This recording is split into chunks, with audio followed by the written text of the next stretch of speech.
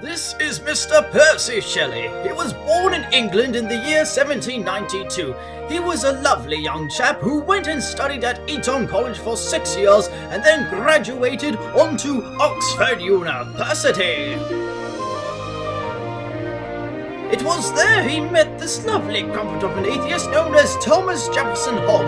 They both decided to write an attempt to publish their book known as The Necessity of Atheism, but due to its controversial topics of atheistic views, they were sacked. Despite the renewed version, the original has become one of the most famously known pieces of writing to date.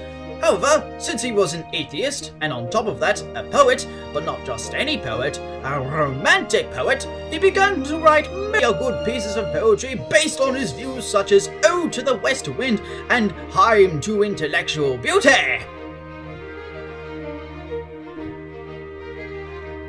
One of his many firm beliefs on life was the immorality for a man and a woman who are married to remain together if their love for each other were to cease.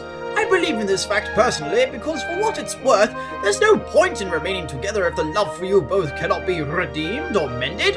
That is why time must be given between the two of you to know your weaknesses and strengths with one another, and if it is something you are willing to face, then you are on the road to a happy, happy life. Faith in the one that gives us love, or life for that matter, is all detailed in the Book of Atheism That Is Necessary, where Mr. Percy himself detailed the stages to believing in a deity that or may not exist. These stages can range from how the universe is created, who created the universe, and who or what gives us purpose to live.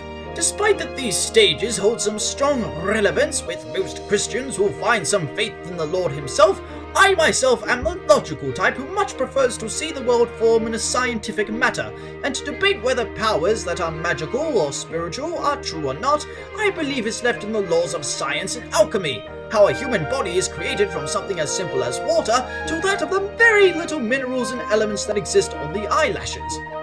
But what of his belief in nature? Well, in many of his poetry, Mr. Percy Shelley has been known to add subtle scientific theories of how the natural world works. For example, in his famous poem, The Cloud, he makes a little reference to the scientific process of the hydrological cycle. It reads, "I pass through the pores of the ocean and shores. I change, but I cannot die." He also refers in his poem on Ode to the West Wind that it is suggested that he believes that the natural world gives him power over imagination. Therefore, he has power over nature. I am not one to believe this case, since I strongly believe that while nature can give us inspiration to create something that's based off nature, we're not necessarily given the power to rule over it, per se. Lastly is his belief on the world unknown, the spirit world. In most of his work, Percy has shown interest that many of these spirits can take on forms that originate in a realm beyond the living, but not exactly the world of the dead. In his famous poem, Hymn to Intellectual Beauty, the speaker searches for ghosts and explains that men have tried to interpret a version of what this world of ghosts might be. Ghosts, in my opinion, should be interpreted in ways that fire, water, earth, and air are represented through elemental terms, something that gives the world its balance of nature, law, and its equivalent exchange.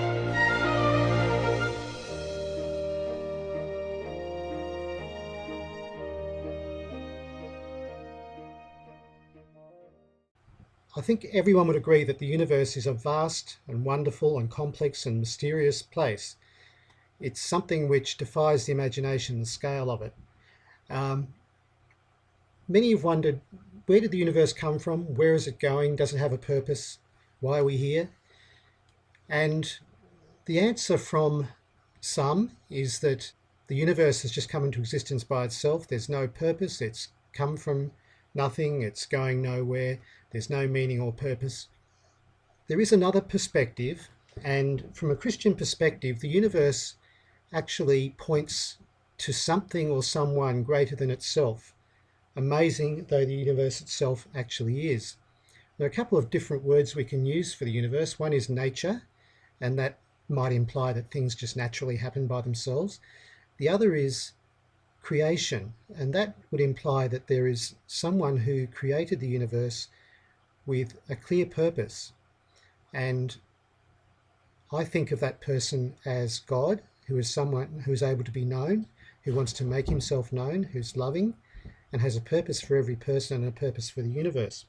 Just wanted to read a couple of things from the Bible very briefly that sum this up. The first one is in Psalm 19. The heavens declare the glory of God. The skies proclaim the work of his hands. Day after day they pour forth speech. Night after night they display knowledge. There is no speech or language where their voice is not heard. Their voice goes out into all the earth, their words to the ends of the world. And that to me says the universe is trying to tell us something, to tell us that there is someone greater than the universe. And another part of the Bible, we read in Colossians chapter 1, verse 15 onwards, speaking of Christ. He is the image of the invisible God, the firstborn of all creation. For by him all things were created, both in heaven and on earth, visible and invisible. Whether thrones or dominions or rulers or authorities, all things were created through him and for him. And he is before all things, and in him all things hold together. So here we have a person who we can relate to. And I see the universe as like a great signpost pointing to this personal God who we can know for ourselves. One of the other things is that whether artists or poets or many people who work in the arts, like Percy Shelley, have a great appreciation, a great love for nature, the beauty and the wonder and the complexity that's there. And as artists, they reflect in their art what they see in nature. The reason I think God exists in the natural world is because of faith, and faith alone. Now, that's not to say that God cannot exist without faith. I mean, he exists, obviously, with or without faith. But in this natural world, without faith that God has insinuated by being there and showing his influence upon the world since the beginning of time, without that, we would have no basis on which to place our faith on. However, because this basis exists, that being the Bible, we have reason to have faith in the fact that God exists. And it is because of this that God is able to exist in the natural world.